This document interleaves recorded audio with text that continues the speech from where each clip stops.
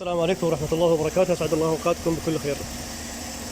يوكن أو تاهو 2013 طبعا من 2007 ل 14 نفس الموديل، وينطبق برضه على الموديلات الجديدة حتى 2020. طبعا ما شاء الله تبارك الله سيارة واقفة ما فيها أي صوت، وممكن تسمعون أنتم المحرك الآن ما شاء الله تبارك الله ناعم، لكن الرجال يقول يشعر فيه عنده تفتفة. لما حصل الكمبيوتر طلع عنده مسفاير في سلندر رقم 3، لما يدعس بنزين شوي يطلع صوت زي صوت السبيكة، صوت زي التكسير، بس اللي يشرب بنزين حتى يطلع الصوت، مو هو قوي بس شوية كذا خفيفة. فلاحظوا معي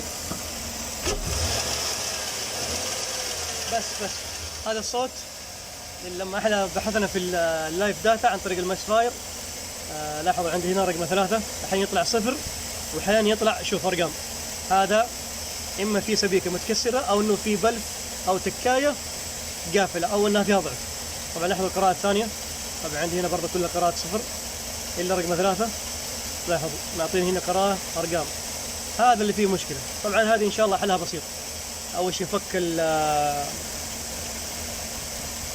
ممكن الكرتير اسفل، طبعا اسهل يكون الكرتير عشان نشوف السبيكه، او ممكن الكرتير ما اظن فيه مشكله، لكن يفك الراس وتاكد من رقم 3. رقم 3 لانه المشكله فيه لانه السرندل العمود الكرنك هو عمود موحد لجميع السرندلات، لكن ما دام انه محدد رقم 3 معناته انه المشكله في سبيكه رقم 3، يعني سرندل رقم 3.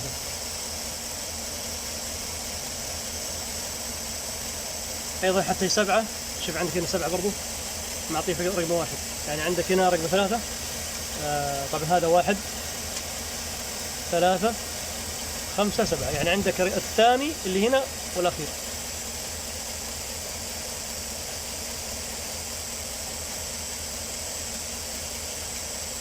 لكن غالبا هو المشكله من رقم 3.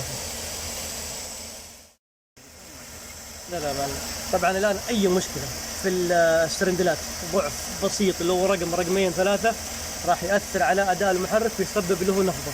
طبعا الرجل يحس بترتفع بعض الاحيان يحس بنفضه، ولكن احنا لما فحصنا طلع عنده المشكله مسفاير رقم 3. الان بفصل السلك بجرب هل يطلع معنا او لا، لانه احيانا لما تفصل السلك يتوقف البلف فيختفي الصوت، ممكن تكون المشكله من البلوف او التكايه.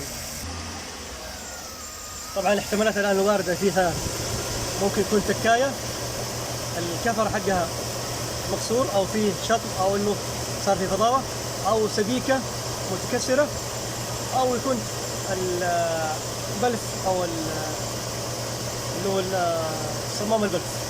العموم مشكله بسيطه، نفك البس جهه الراس الايسر هذا ونشوف ايش الخلل في رقم 3 وتنحل المشكله بعونين.